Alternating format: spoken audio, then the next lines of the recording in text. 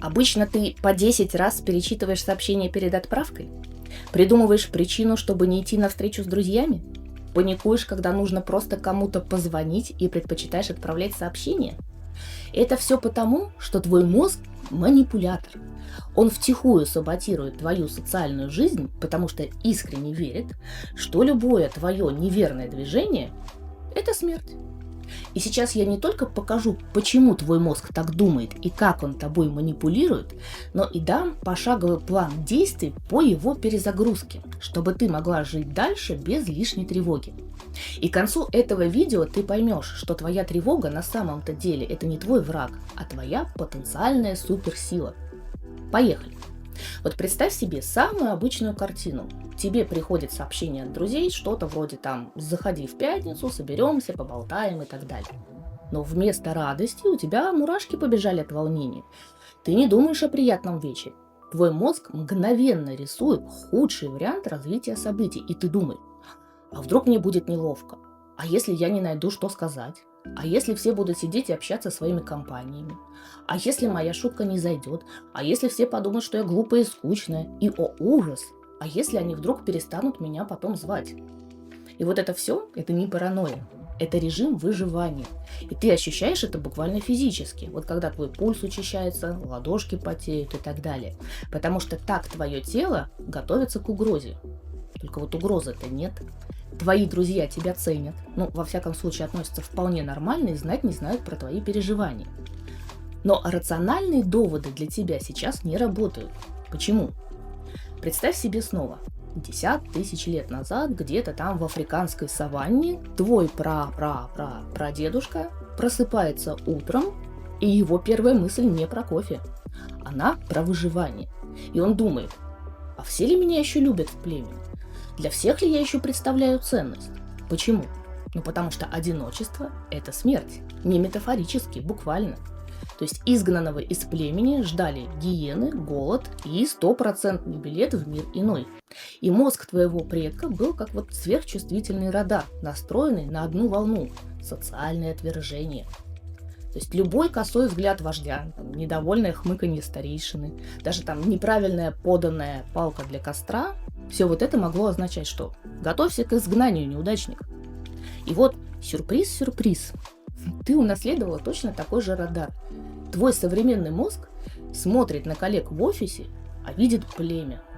Ты идешь на вечеринку, а он видит совет старейшин. На чат в WhatsApp он вообще смотрит как на место, где решается твоя социальная судьба. Косой взгляд коллеги равно риску изгнания из племени. Неловкая пауза в диалоге – конфликт с вождем. Неотвеченное сообщение – возможное отторжение. То есть твой страх общения – это не твой личный недостаток, это эволюционный баг. То есть древняя программа, которая запускается не в том месте и не в то время. Но постой, скажешь ты мне, если у всех такой мозг, то почему одни люди выступают на огромной аудитории, а другие панически боятся даже заказать пиццу по телефону? В чем подвох? Ответ в одном слове, которое изменило твою жизнь еще в детстве, и ты его, скорее всего, не помнишь. Да, у нас у всех одинаковый неандертальский софт, но не у всех он активирован на полную мощность. У кого-то он работает в фоновом режиме, а у кого-то вот как антивирус параноика, сканирующий каждый байт информации на предмет возможной угрозы. В чем разница между ними? В первом ударе. То есть где-то в детстве у тебя случилось то самое событие, и мозг воспринял его как доказательство того, что быть на виду равно боль, а прятаться – это безопасность. Может быть, это был там смех класса, когда ты что-то не так сказал в доске. Может, ехидный комментарий родителей, да, что ты там молчишь как рыба. Может, ситуация, когда тебя вообще проигнорировали на детской площадке. Но в тот момент твой мозг неандерталец принял судьбоносное решение. Записываю в базу данных, что социальный контакт равно потенциальной угрозе. Рекомендация – держаться в тени. И с тех пор каждая твоя попытка высунуться, вот даже чтобы поздороваться с соседом, нажимает в твоем мозге красную кнопку тревоги. Он говорит тебе: стой, помнишь, что случилось в прошлый раз? А к этому потом еще добавляется коктейль из перфекционизма. Если я скажу не идеально, то меня отвергнут. И получается вообще адская смесь. Тревога, затем желание быть идеальной, напряжение, косяки из-за этого напряжения, стыд из-за косяков и еще больше тревоги. Все это звучит безнадежно, да? Конечно же нет. Потому что сейчас я тебе расскажу, как вот эту вот свою тревогу использовать как твою суперсилу. Просто эта суперсила в тебе пока еще в неактивированном состоянии. И да, ты супермен или там супервумен социального мира, который просто еще не знает о твоих способностях. А каких? Представь, что ты, вот такая, какая ты есть сейчас, со всей своей тревожностью, заходишь в некую комнату, где много людей. И пока обычный человек замечает только самые очевидные сигналы, ты считываешь все.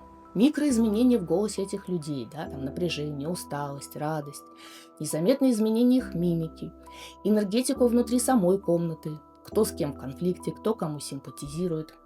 Считываешь подтексты и недосказанности. То есть твой тревожный мозг считывает все это в десятки раз лучше мозга спокойного. Люди с социальной тревожностью – это не сломанные интроверты. Это экстрасенсы с гиперчувствительными антеннами. Проблема только в том, что пока что твоя антенна настроена на волну под названием угроза, которая может исходить от этих людей. Но что, если перенастроить ее на волну под названием возможности? Как это сделать? Вот сейчас я расскажу тебе, как превратить баг в фичу. У меня есть для этого трехшаговый алгоритм, который работает как часы. И он основан не на мотивашках, а на жесткой науке. Поэтому здесь не будет ничего там про «полюби себя» или «будь уверенной», потому что мы с тобой хакнем твой мозг по принципам когнитивно-поведенческой терапии. Я вообще обожаю эту штуку. Итак, шаг первый. Детектор лжи для мыслей. Вот ты почувствовал тревогу. Сразу включай допрос своего мозга. Первый вопрос. Что конкретно я думаю? Ответ будет, скорее всего, в духе: конечно, я думаю о том, что все считают меня тупой и скучной. Окей. Второй вопрос.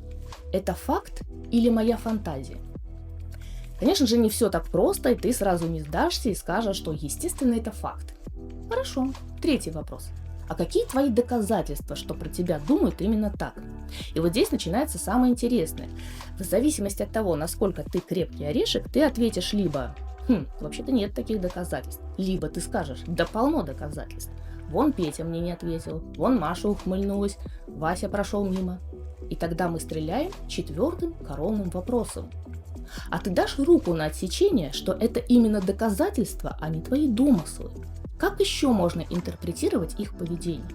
Ну понятно как, да, что людям пофиг на меня, они заняты собой. Вот и ответ. Шаг второй. Социальная лестница. Забудь про штурм Эвереста, потому что мы с тобой идем по ступенькам. Уровень первый. Новичок. Тебе нужно будет спросить дорогу прохожего, преодолеть вот этот барьер. Уровень любитель. Позвонить в ресторан и по телефону узнать у них меню. Затем уровень продвинутый. Сделать комплимент коллеге. Ужас. Уровень профи. Высказать свое мнение в небольшой компании. И вот каждый успех – это новые данные для твоего мозга о том, что контакт не равно смерть. Шаг третий. Режим шпиона. То есть перед любым мероприятием готовь по 3-4 вопроса для других людей.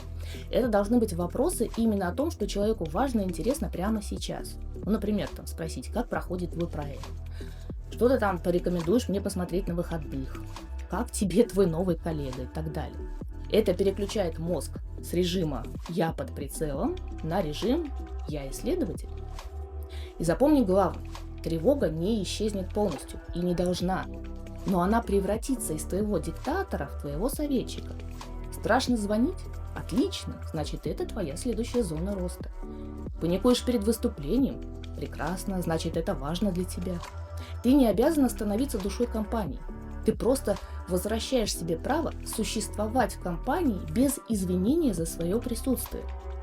То есть твой неандерталец мозг останется с тобой, но теперь он будет работать охранником, а не твоим тюремщиком. И добро пожаловать в твою новую жизнь.